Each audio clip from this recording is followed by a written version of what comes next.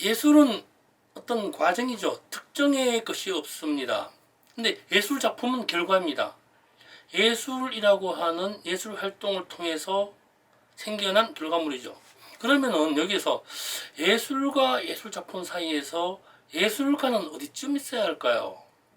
결과에 함께 해야 될지, 아니면 과정에 녹여져야 할지, 아니면 모두 다 관여해야 될지, 물론 관여하겠죠. 좀 애매합니다. 이걸 보면 가끔 이런 일이 있죠. 기업에서 사람 채용할 때, 인재를 채용할 때 브라인드 면접이라는 것이 있죠. 이력서 없이, 서류 전형 없이 지원자의 소신과 의지 등을 통한 면접으로 결정하는 거죠. 뭐 글쎄요, 그것도 장단점이 있겠죠. 간혹 어떤 미술 행사에서도요, 이벤트를 하기도 합니다. 작품만 보고 선택하라고 그냥 작품 캡션에 제목만 사이즈만 있습니다. 균일가 되기도 하죠. 작가의 이름은 밝히지 않은 경우도 간혹 있었습니다. 유명한 작품이 섞여 있거나 아니면 뭐 특정의 가격, 균일가적 이런 미술 이벤트라면은 뭐 가능한 일이긴 하겠습니다만, 만일 그것이 아니라면 좀 바보 같은 일이 아닌가 생각하긴 해봅니다. 유명하지도 않은데 누구의 그림인 줄도 모르는데 어떤 예술을 한 것인지도 모르는데 그냥 고르라니 참 웃기는 얘기 아닐까요?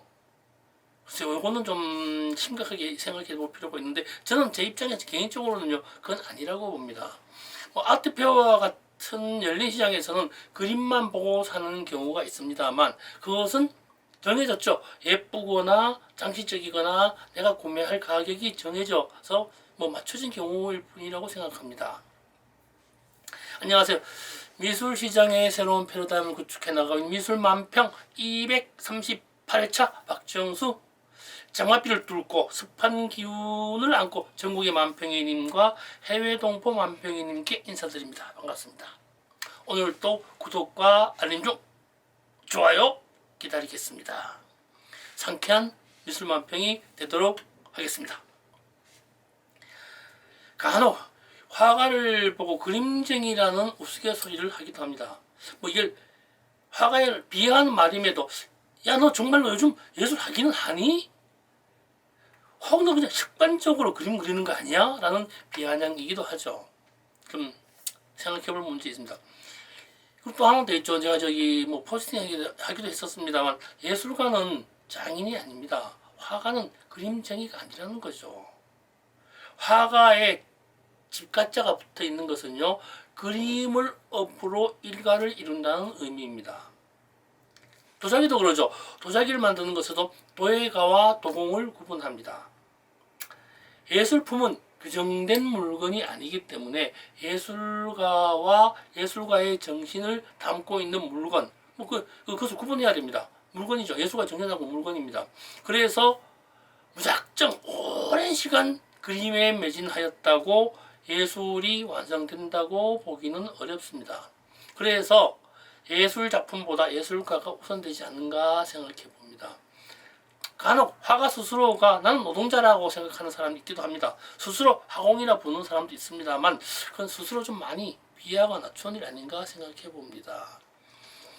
산속에 돌을 닦는다고 산속에 은거해가지고 무작정 벽 쳐다보고 30년 50년 있다고 도통하는 거 아니잖아요. 고민과 번뇌가 포함되어져 있어야 합니다. 그러지 않을까요? 장인의 장인 장자나 하공의 공자는요, 물건을 만드는 사람을 뜻합니다. 예술가는 물건을 만드는 사람이 아닙니다. 생각을 만들고 철학을 제작하는 사람입니다. 그죠? 그래서 예술품과 예술가를 구분하기도 합니다. 장인은 무엇을 만들어내는 것이 정해져 있어서 장인과 물건을 한 몫으로 취급합니다만, 화가는 화가 따로 작품 따로입니다. 그림쟁이로서 한평생 살아갈 뿐이죠. 그냥 막 그림만 그린다면요, 그냥 산속에 은거해서 30년 동안 돌 통하면 그냥 돌 통하다가 죽은 것과 비슷하다고 생각을 합니다. 그래서 예술 작품보다 예술가를 먼저 존중해야 된다고 보는 것입니다. 예술가의 예술활동에는 재료 선택 과정이나 캔버스를 칠하는 행위, 여타의 제작 과정들, 뭐 붓질 방법 등등이 포함됩니다. 뭐 또 다시 말씀드리지만 그림 그리기 4, 50년, 50년 다 예술되는 거 아니라는 사실 다시 한번 얘기해 보는 거죠.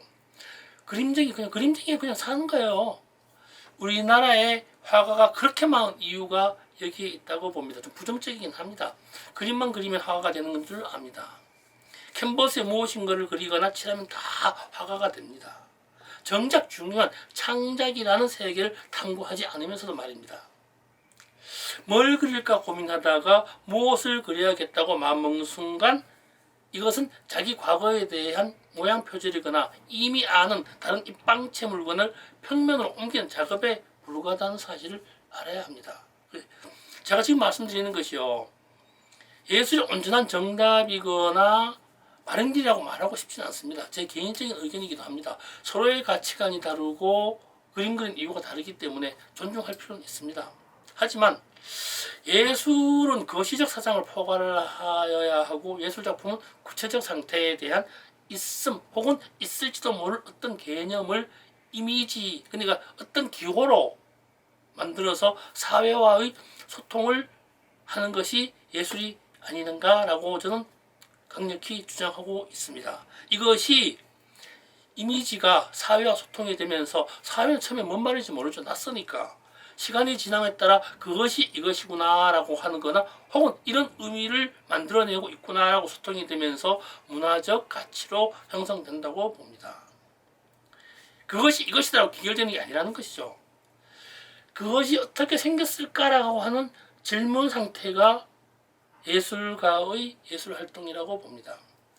예술 작품에 대한 자기만의 독특한 개성, 독창적 이미지를 말하는데 그것은 모양이 아니라 독특하고 개성 넘치는 생각이라고 봐야 온당합니다. 독특한 생각이 담겨진 사물이어야 한다는 것이요. 독특한 생각이 뭐 주전자에 담기든 배추에 담기든 산에 담기든 들에 담기든 강에 담기든 하늘에 담기든 상관없습니다. 담는 그릇은 문제가 되지 않죠.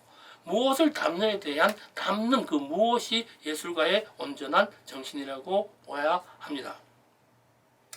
뭐 지극히 개인적인 모양이나 문양, 그림인 듯 아닌 듯 마구마구 칠해놓고 뭐 이래놓고 주상이라고 얘기하고 이게 개성이라고 하고 나기만 이미지라고 쥐야장천 이렇게 주장합니다만 뭐 그렇게 하면 그렇게 사시면 되죠. 뭐 별반 뭐 중요한 얘기는 아닌 것 같습니다.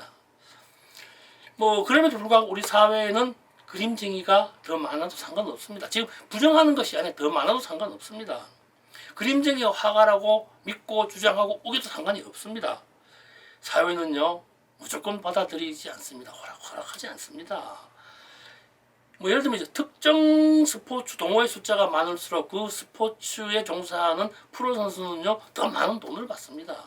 뭐 여기 비교해서 꼭 그렇다는 건 아니지만 미술품이 겁나 비싸고 엄청 비싸고 뭐 몇천억이 가도 되는 이유가 이 동호회가 많기 때문이기도 하고 여기에 대해 종사하는 사람들이 많기 때문이기도 하고 또 하나는 제일 중요한 건요 아무 것이나 사회소통의 반열에 올리지 않기 때문이 아닐까 생각해 봅니다.